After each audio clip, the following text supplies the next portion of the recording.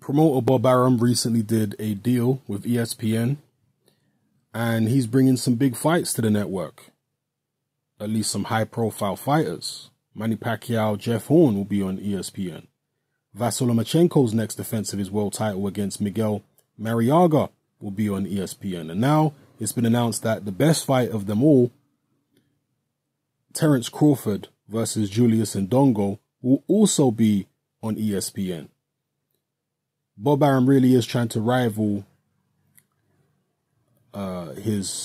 one of his competitors, Al Heyman, in terms of free-to-air boxing here by putting this level fight on ESPN. These guys normally were fighting on HBO. Terence Crawford has fought on pay-per-view before when he fought Victor Postol. That was a HBO pay-per-view. But this fight will be on ESPN, a unification against Julius Indongo. Great fight. For all the marbles at 140 pounds. Let's see what happens here. A lot of people were quite impressed by Julius Indongo in his past two fights.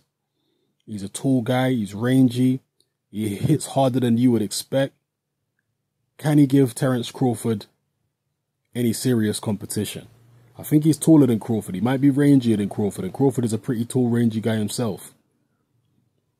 Obviously, Crawford was giving away height when he fought Victor Postol, but I think Julius Indongo is a different level of awkwardness again than Victor Postol. He's a southpaw, and I think he probably has longer arms than Postol. So it's the fight that we want to see in the 140-pound division, just to tie up all the loose ends and prove that Terence Crawford really is the absolute man in the division, and there can be no debate. But Indongo's got a belt. Indongo's got two belts. Terence Crawford's got two belts. They come together. That's it. It's a unification. Whoever wins will be the undisputed champion. Here's me assuming Terence Crawford's going to win. You never know what can happen in boxing. And yeah, they're going to beat Canelo.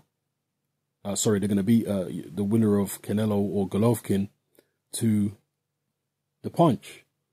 Because the winner of Canelo Golovkin will then have to fight Billy Joe Saunders to try and become undisputed middleweight champion. Well, the winner of this fight, as long as it's not a draw, hopefully it won't be, the winner of Terence Crawford versus Julius Indongo will be undisputed. They'll be boxing's only current undisputed world champion and the first undisputed world champion in boxing for many, many years.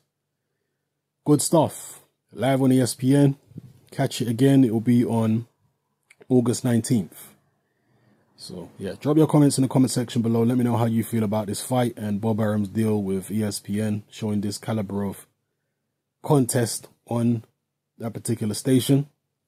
Who do you think is going to win? Will Crawford take it? Will Indongo shock the world?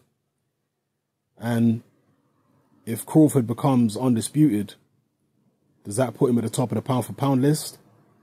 You know, I'm not really a fan of pound-for-pound lists myself because it's such an abstract concept. Particularly when you're doing a top 10 pound for pound, then it gets really abstract.